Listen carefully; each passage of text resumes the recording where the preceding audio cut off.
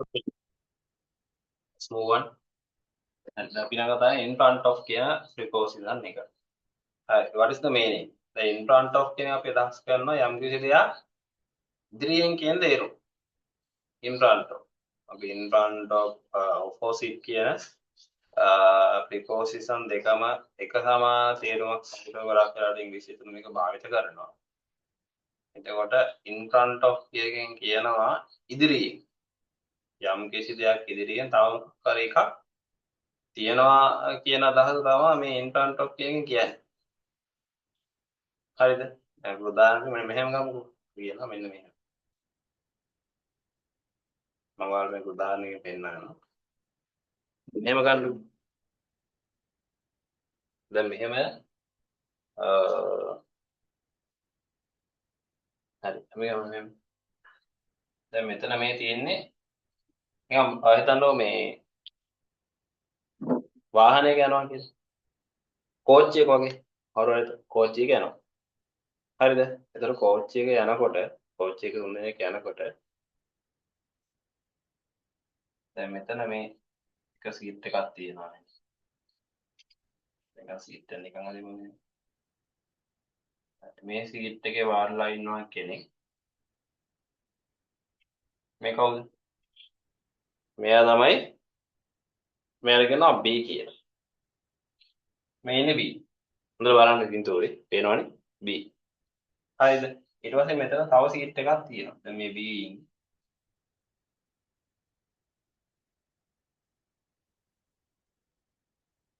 මෙතන තව එක්කෙනෙක් වාඩිලා ඉන්නේ. මේ කවුද? එයා තමයි A. මේ ඉන්නේ A. දැන් මේ තියෙන්නේ එහා පැත්තේ රෝල්. දැන් අර කෝච්චි වල අර මෙහෙම මූණට මූණනේ සීට් තියෙන්නේ. හරිද? ඊට පස්සේ මේ පැත්තේ සීට් එකේ තව කෙනෙක් වාඩිලා ඉන්නවා. මෙහෙම මේ පැත්තට. මෙයා තමයි C. හරිද? එතකොට දැන් මෙතන A ඊළඟට B ඉන්නවනේ. හරි. එතකොට දැන් මෙතන A වාඩි වෙලා ඉන්නේ B ට කොයි පැත්තේ? ඒක හරියට තේරුම් ගන්නයි මම මේ පින්තූරේ ගත්තේ. හරිද? මෙහෙම යන්නේ පොඩ්ඩක්. තාවට යන්නේ එහෙමයි. හරි. ඒකට අපි කියනවා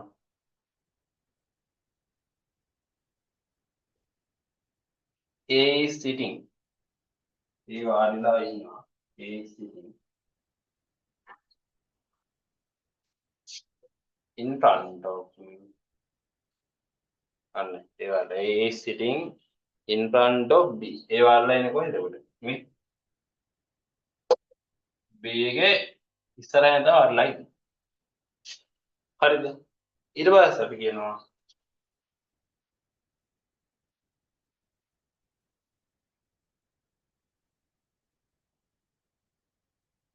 opposite C. එතකොට මේ දැන් මෙහෙම මෝන්ට පුනලා යනවා ඒක කියන opposite කියලා කියන.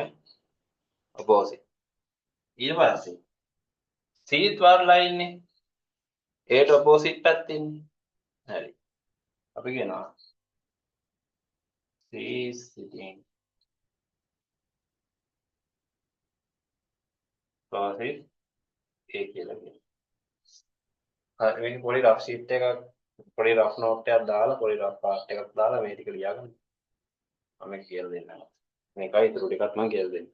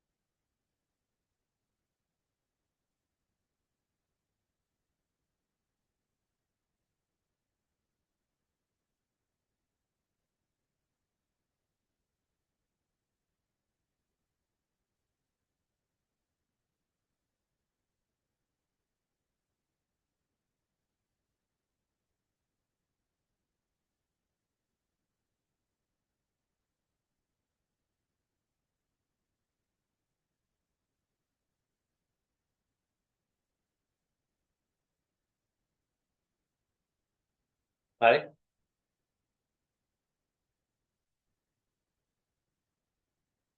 මම මෙතන දාගන්න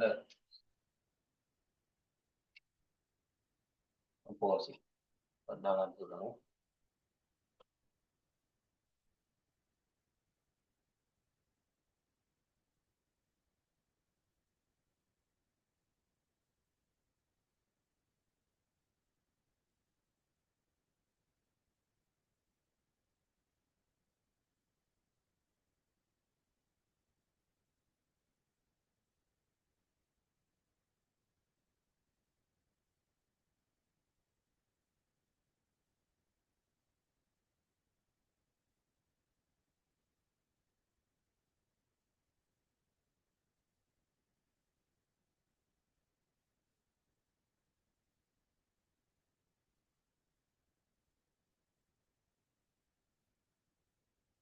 හරි මම ඉරස් කරනවා හරි නේද නෝට් කරගත්තා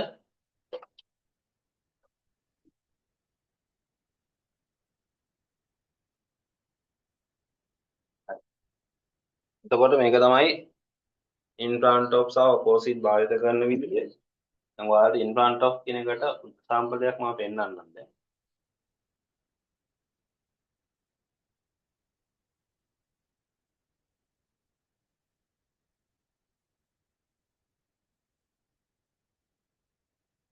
මොන තියෙනවා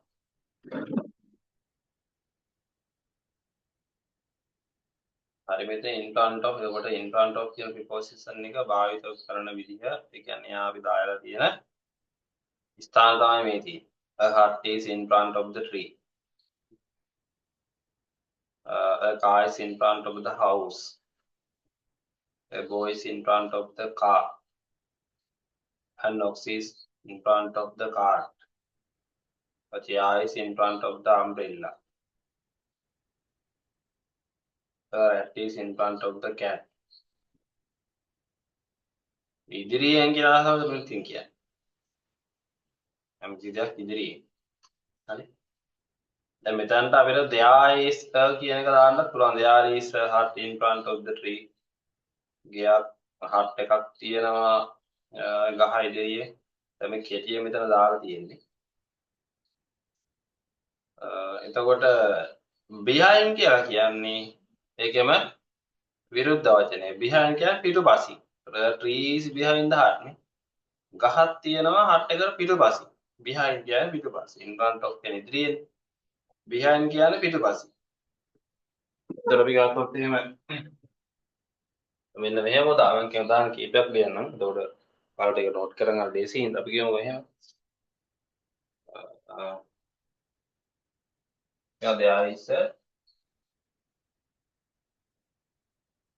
hut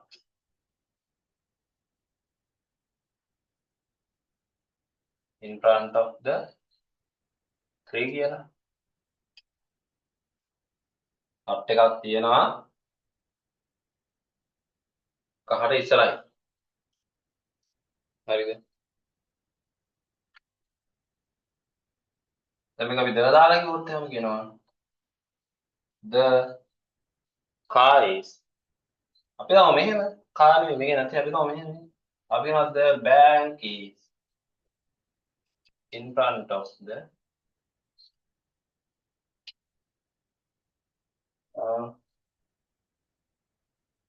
police station කියලා.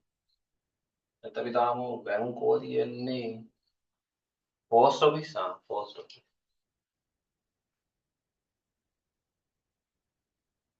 හරි බලන්න මෙහෙම the post office is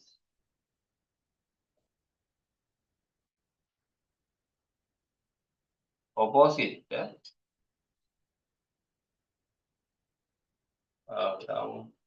the post office is opposite the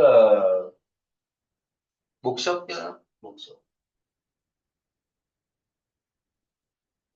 so post office එක තියෙනවා bookshop එකට ඒ කියන්නේ ඒ දෙක මෙහෙම මූණට මූණ දාලා තියෙනවා face to face හරි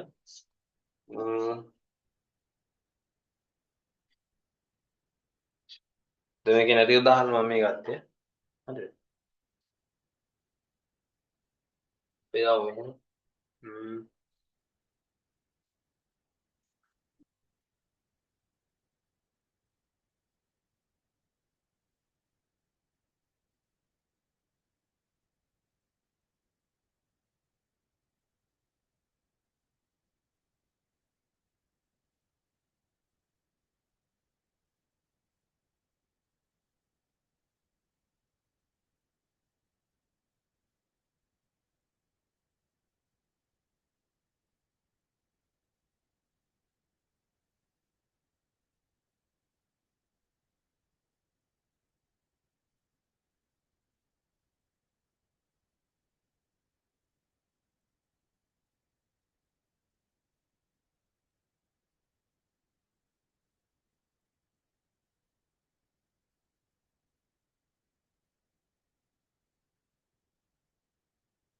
my house is opposite the school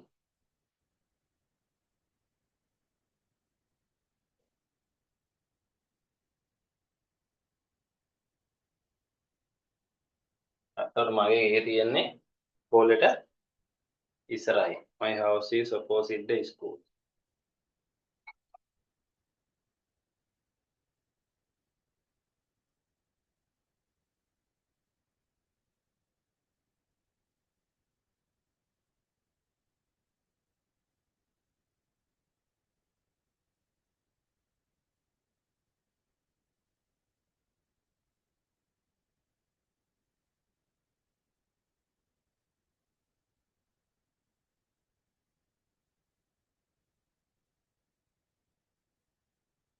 මේකත් වෙනොත් කරමු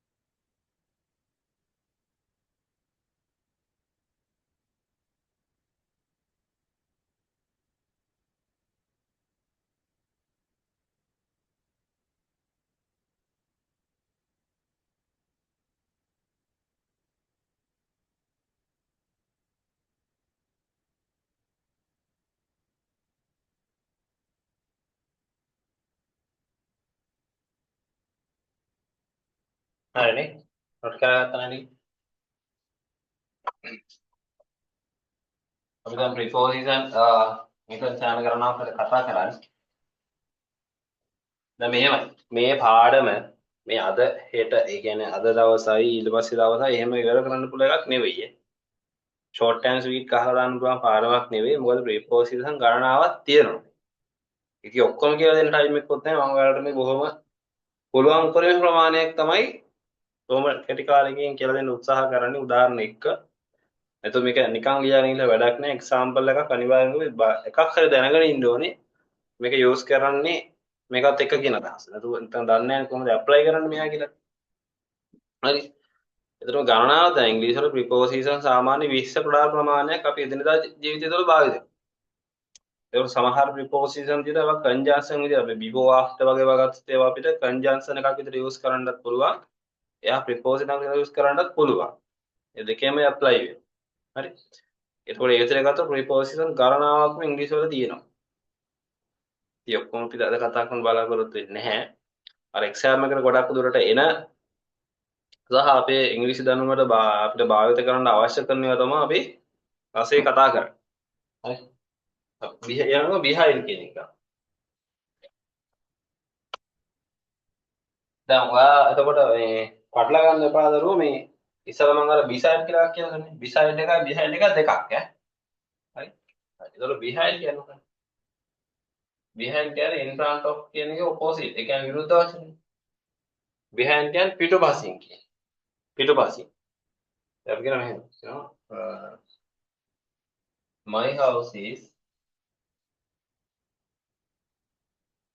My house is behind the friend's house.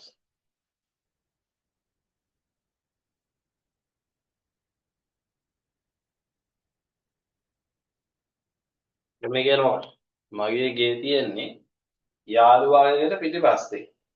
එතකොට behind එකේ තේරුම පිටුපස්සේ කියන එක.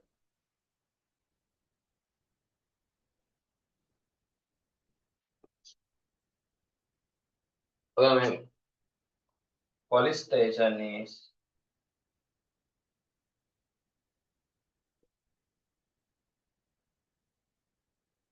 behind the bank. bank එක තියෙනවා. bank එක තියෙනවා. දැන් police station එක තියෙනවා. බැංකුවට පිටිපස්සේ. අපි නම් මෙහෙම. Stay behind me. ඒ කියන්නේ මොකක්ද? දැන් මෙහා කියලා stay behind me කියන මගේ පිටිපස්සෙන් ඉන්න. Stay behind me. Stay behind me මගේ පිටිපස්සෙන් ඉන්න. ඊට පස්සේ මම කියන ඊළඟට behind මොකද්ද? scene කියලා කියනවා. මොකද්ද behind the scene කියන්නේ? තිරය පිටුපස. behind the scene තිරය පිටුපස. behind the story කතන්දර පිටුපස. අපි කියනවා he is the man behind the story. He is the man behind the case. මේ කේස් එක පිටුපස්සේ ඉන්නේ මිනිස්සයා එයා. behind. හරි? පිටිපස්සෙන් ඉන්න. එයා තමයි මේ කේස් එක පිටිපස්සෙන් ඉන්නේ. He is the man behind this case. පිටපස්සෙන්. පස්සෙන් behind.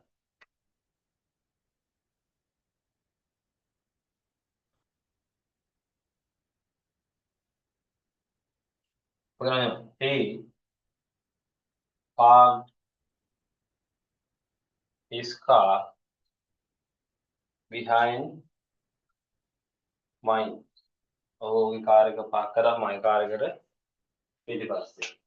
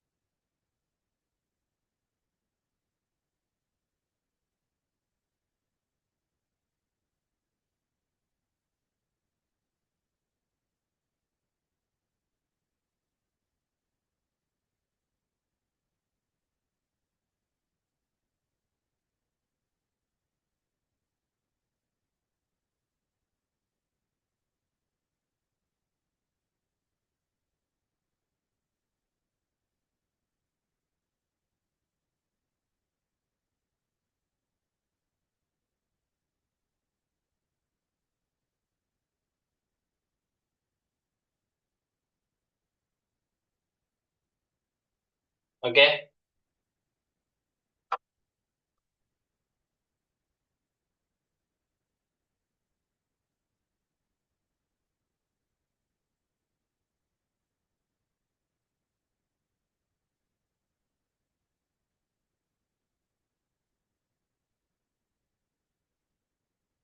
ඊළඟට අපිට හම් වෙන තව ප්‍රිපොසිෂන් එකක් තමයි මෙන්න මෙයා. හවුද? between. හරි. එතකොට මොකද්ද? ඔව්. between කියන ප්‍රිපොසිෂන් එකේ තේරුම. what is the meaning of between?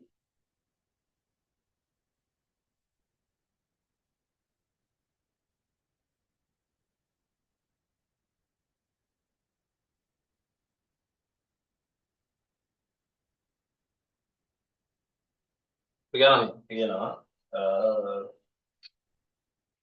my house is between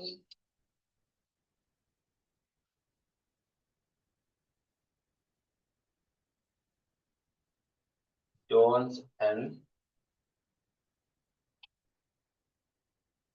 Mira's houses. ඒ කියන්නේ මගේ ගේ තියෙන්නේ ජෝන්ගේ මීරාගේ ගෙවල් දෙක අතර. ඒ කියන්නේ අපි ගමු මේ ජෝන්ගේ ගේ කියලා. මේ ජෝන්ගේ ගේ. මේක ඇවිල්ලා මීරාගේ. ඒතකොට මේ තියෙන කාගේ?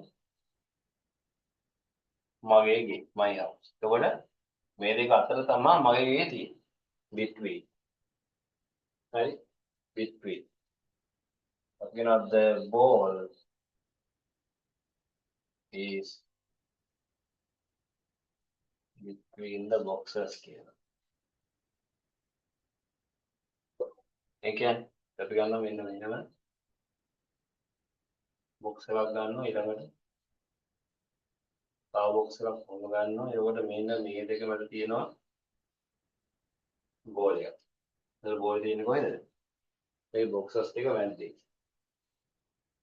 හරි? the ball is between the boxes. මේ දෙක මැද්දේ තමයි තියෙන්නේ. එනවා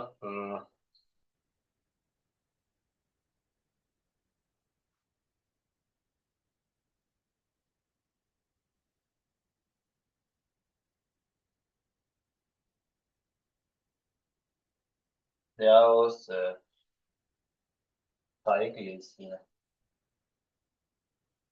between the car and the lorry.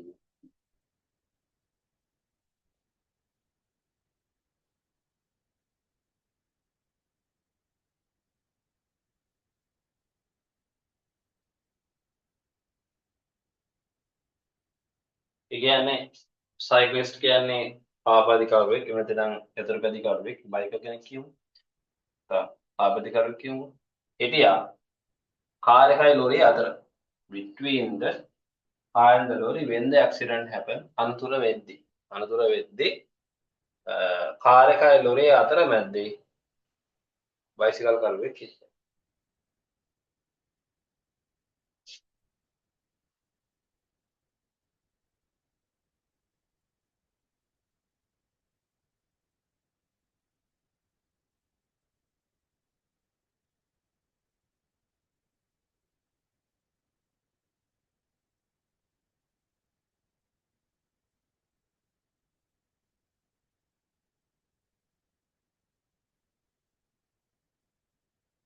I said between.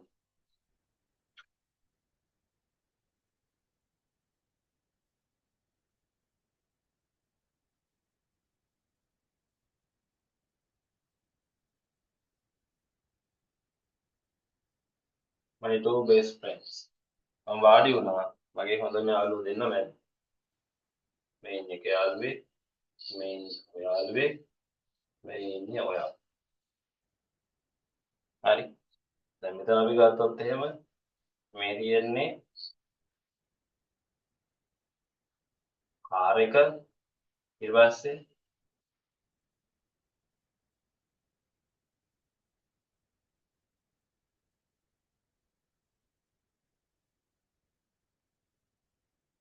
දෙන්නේ බයිසිකලේ ඊළඟට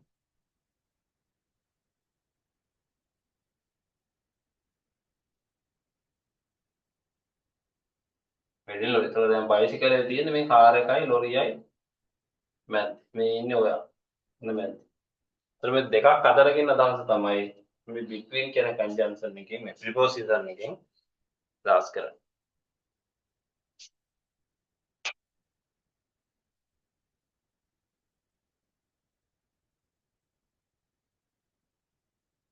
Okay, let's note it down.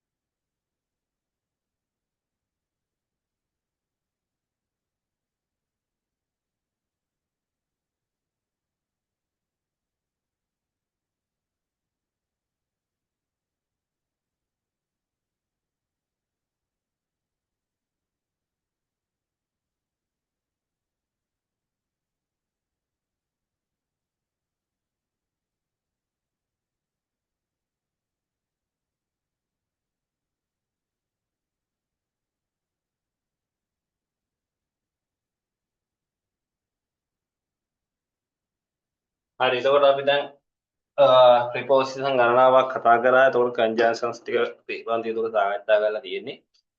තව අපිට තියෙනවා reported speech පාඩම ගැන කතා කරන්න තියෙනවා ඊළඟට. relative pronouns ඊට suffixes prefixes. මෙන්න මේ ටික කතා කරාම ආල්දුව ප්‍රමාණවත්. මම කියන්නේ ඔයගොල්ලෝ ඉංග්‍රීසි වල perfect වෙනවා කියලා ඒක කරාට පස්සේ නේද? හැබැයි අපිට manage කරගන්න ඒකකට යන්න පුළුවන් knowledge එක ඔයගොල්ලෝ ගාව අනිවාර්යෙන් එතකොට තියෙනවා. මොකද paper එකක් paper class එකක් යන නිසා ඒක paper එක discuss වෙනවානේ. ඒතර කොහොමවත් කොටසක් මගහැරෙන්නේ නෑනේ. ඒතර ඒක කරගත්තාට පස්සේ paper එක ප්‍රශ්නට ඔයගලන්ට සාර්ථකව මුහුණ දෙන්න පුළුවන්. එතකොට දැන් අර අපේ දරුවෝ මතු කරලා තිබුණ ගැටලු තිබුණා අපේ සුකසිරි මහත්මයා මතු ප්‍රශ්නයක් තිබුණා ඉස්තම් පුරවන ඒවා ගැටලු තියෙනවා කියලා. හරි ඒ සම්බන්ධව කිසිම දෙයක් කොලි වෙන්න එපා. අපි ඒ සම්බන්ධව දේවි වල ටික කරගෙන යනවා. fill in the blanks කියන්නේ correct form of the verb වගේ ඒවා වෙනම ටෙස්ට් විදියට මම ඔයාලට දෙනවා. එතකොට අපි කරමු ඉතින්. එතකොට මේ සියල්ලම ආය ආවරණය වෙනවා රිවිෂන් ක්ලාස් එකේ. හරි. මේ යන වැඩ ටික බලමු next week එකේදී reported speech lesson එක start කරන්න බලමු. අයින් රිපෝට් අපි කරනවා. එතකොට මේ මාසය ඇතුළත අපිට තව full grammar lessons දෙකක් ඉවර කරගන්න පුළුවන් වුණොත් අපිට පුළුවන් වෙනවා ඊට පස්සේ ජූනි ජූලි අගෝස්තු වගේ ඉඳලා රිවිෂන් එක පටන් ගන්න. අගෝස්තු කල් වැඩි හැබැයි අපිට අගෝස්තු සැප්තැම්බර් වගේ ඉඳලා සැප්තැම්බර් ඔක්තෝබර් නොවැම්බර් දෙසැම්බර් ගානට මාස 3-4ක් විතර රිවිෂන් එක යනවා. මොකද ඔයාලා කොහොමද එක්සෑම් එක ජනවාරි පෙබරවාරි අතර තියෙන්නේ. හැබැයි O level තිබුණොත් මේ A level දෙසැම්බර්නේ ඉවර වෙන්නේ. එහෙම ඉවර වුණොත් පාරට ජනවාරි එක්සෑම් තියෙන එකක් නෑ. බොහොරට පෙබ්‍රුවරි විතර තියෙයි කියලා හිතෙනවා. මොකද ඒක එක්සෑම් එක කරලා මාස 2ක් 3ක් යනකම් එක්සෑම් එකක් ආයි තියන්නේ නෑනේ. හරි. අපේ මගෙන් ආන්නාගේ වැඩ කරලා ඉතින් ඔය ප්‍රොසීඩර් එක ඉවරලා ගිහලා නෑ එක්සෑම් එකක් පටන් ගන්න. ඒකත් එක්ක කොහොම නමුත් අපි සූදානම් වෙන්නේ ඔකටත් ලයි. අපි ප්‍රෙඩික්ට් කරන්නේ නැතුව මේ එක්සෑම් එකේ මෙදාට තියෙන නිසා මට කල් තියෙනවා. ඇටෙන්ෂන් අයිඩියා එකේ ඉන්නේ නැතුව හරි අපි ඇටෙන්ෂන් එක තියාගෙන ફોකස් කරගෙන වැඩ ටික කරගෙන යන්න. හෙට එක්සෑම් එක දීපන් ලියන්න පුළුවන්. හරි. හරි. එහෙනම් හොඳට වැඩ ටික කරගෙන යමු. එහෙනම් හැමෝටම එකක් ගන්න ලැබෙන හැමදාම කරන ප්‍රාර්ථනාවක් එක. එහෙනම් අපි අද පන්ති අවසන් කරනවා. එතකොට ප්‍රශ්න ගැටලු තියෙනවා කියමු. කරන්න මම මෙයා අදාළ අභ්‍යාස ටිකක් අතුලත් කරලා අනිවාර්යයෙන්ම ඔයගලන්ට මිනි එක්සෑම් එක තියෙනවා ක්ලාස් එකේදී. මම දැනුවත් කරන්න කවද කරන්න කියලා. හරි. එහෙනම් අපි අද ක්ලාස් එක ඉවර කරනවා. එහෙනම් හැමෝටම good night. මම homework ටිකක් මේ සතිය දානවා. හැමෝම මට කරලා දාන්න. හරි. එහෙනම් පන්ති අවසන් කරලා හැමෝටම good night.